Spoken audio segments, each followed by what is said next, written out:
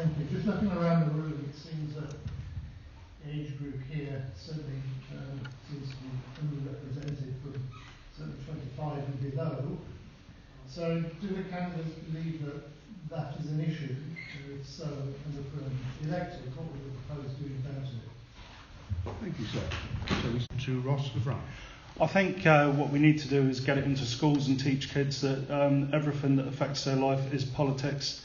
Maybe go through certain subjects that are appearing in the media and ask them how they think it works and actually tell them. Another thing that's probably a lot to do with it is all the move to digital skills and social media. They think that, well, not all of them, but a lot of kids think that everything that they need is accessible online. They wouldn't think to come here and sit face to face and listen. It's just real world skills really that need to be taught in schools a bit more. Thank you. We move to Gary Collins. Thank you very much. You have to give it back, sir, I'm afraid. It's so nice. Power, I'm building power. We've just been through a severe economic shock. How would you deal with that? Do you think you should balance the books? Do you think you should borrow, for example? I'd be interested to know the answer. Thank you very much, sir. So we start with Ross LeBrun. I think what we need to do is start upskilling our unemployed and offering free training, free business skills to small business owners. If we can allow small businesses to invest in themselves, small businesses can grow, they can diversify into other areas, and they can create exports. Maybe not now, but it's like an acorn. You plant it and you grow an oak tree. So that's what I think. That's a small part of the solution, is to help small businesses grow and diversify. Thank you. Go on to Gary. The speed of decision making has been extremely impressive during the COVID crisis. I wonder if the candidates have any thoughts on how the speed of decision making in normal times can be speeded up. I think there is a lot of frustration with how slow decisions are made at times, and reversing decisions, revisiting old problems. How can we get over that problem and have faster decisions? Thank you very much, madam. Ross LeBrun. Catherine's right, there's 38 people and you've got to get a majority to get anything through, and a lot of the time you see arguments, and you even see it on Facebook and Twitter now, petty arguments between deputies. It could be like a play school. You get... What we need is people working towards the same things. If I was lucky enough to get elected, I'd be hoping to do smaller, achievable things that make a big difference to people, positive impacts. But people need to work together and forget the personality politics, basically. Gary Collins. Hi. I would like your thoughts, please, on reform of the civil service. Thank you very much. That's a good question. Ross LeBrun. It's not something that I'm really that experienced in, but I have been told things that you don't know if they're true or not. But I don't know if they do performance targets, and if they had something like that in the States, that they could maybe make some more efficiencies. I have been told that a lot of the staff there are overworked. They've got a lot of work. Some people think that it's an easy fix of we'll just get rid of a load of people and make savings, but they'll also tell you at the same time that they'll increase the nurses' wages. But it's not easy, and it's not really something that I can give you an educated comment on. Thank you. Thank you very much. Gary Collins. Hello, I'm actually in the 25 and under category. I'm a minority.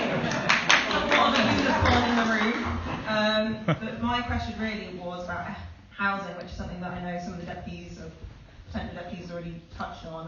Having recently just got my first mortgage and got my first home, and how incredibly difficult that was to do, and what kind of incentivising things that you can think of or would like to put in place to, like you say, keep our young population on the island, especially those returning from university that potentially have university debt, but then try and get into the workplace and then finding that difficult to stay on the island. Thank you very much. Right. Yeah, housing is a big problem here. We could raise the minimum wage, we can raise the living wage, but people have still got to pay those rents and the house prices. The problem is the states and developers think a £400,000 house is a starter home, but realistically that's not achievable for people. And if you're a young single person, you've got no hope really, unless you can find something that's really run down and you're prepared to work and live in a shell. But I think the states needs to do something quite radical and maybe identify an area of land where there's small, affordable, basic homes built that are basically cheap, that people can afford, because that is the main problem over here. It's not just housing, but it's commercial property as well. It's just unrealistically expensive. Some of our costs of living aren't that much higher than parts of the UK, but the benefit that people have got in the UK is they could be working in somewhere like London, but they could live outside of London and live in cheaper housing. But I think it's a big cause of our social problems here as well. Thank you very much. If when the review of education comes out and the two-school model is the recommended model, will you accept that recommendation? Thank you very much. The first to start this time is Ross McGrath. Well, I've said a few times that whatever comes out of the review that we should actually crack on with, because how much longer do we want the education debate to roll on?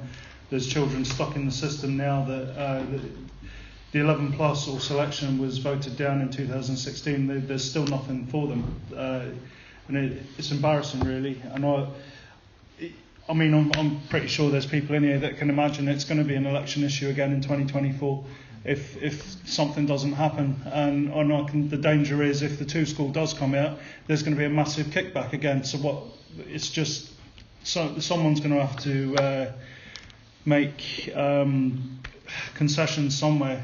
But at the end of the day, it's the kids that matter. It's no other reasons. They need that inclusive education. There's no answer I can give that won't shoot me in the foot here. If I say yes, I'll go for two school, do you know what I mean? You've got a load of candidates that are telling you 3 school just to get your vote, but the reality is... Gary Collins. Thank you. Well, it all depends on how many replies it is. I mean, to be honest, my question to the candidates are, do you think we should be developing greenfield and brown sites when there's planning permission been given to sites already and haven't been built on? Thank you very much. McGrath. No, I don't agree with building on greenfield sites. We need what we've got while we've got it. The weird thing is, Jersey's actually got less space per person than we have. But you fly over Jersey, and their island seems to be a lot more fields, a lot more green than ours. I don't know what the difference is, whether or not they have more sort of quarter park type buildings, but maybe that's what we might need to start thinking of, especially if the Chamber and certain other people get their way and we increase our population by 15,000. Where are we going to stick them all? We do need to be a bit more clever with how we build housing, especially starter homes. But there we go. Thank you very much. In private ownership, how do you incentivise private developers to start developing that land and leave the green field? I think the problem is the co-op bought a bit of a white elephant. They're stuck with a bit of land that they can't see a return on now. It should have maybe stayed for commercial use, but it's been empty 10 years or so. I had friends that had yards down there, and it could have been making a small income for them all that time. But I think until our economy is up and running properly again, and there's more people out there willing to buy houses, then obviously it would be a good place to put smaller housing areas. But until our economy is really up and running again, I don't think that's going to happen. And finally, Gary Collins. I'll go to sleep. Good evening, everyone. I'm very keen that my future state secretary has ideas about the future and an idea about what they want to do. So I'd like you to tell me what committee would you like to be on and what would be your main priority, your main project if you were on that committee. Thank you very much. We'll start this time. I think Catherine deserves a round of applause for putting herself up for education, because I can't imagine many others are going to be brave enough to do that. But if I had to go on education or something like that, I'd do it, and I'd do the job to the best of my ability. I'm strong-willed. But my experience would lie within economic development or social security. I see problems with. I employ people. I offer temporary work, so we employ people from the unemployed. I see lots of, out of the 350 people I've employed, I see lots of social issues, and putting the dots together over what I've seen and heard over the years, I think that cheaper housing for a start would allow people to get out of the cycle.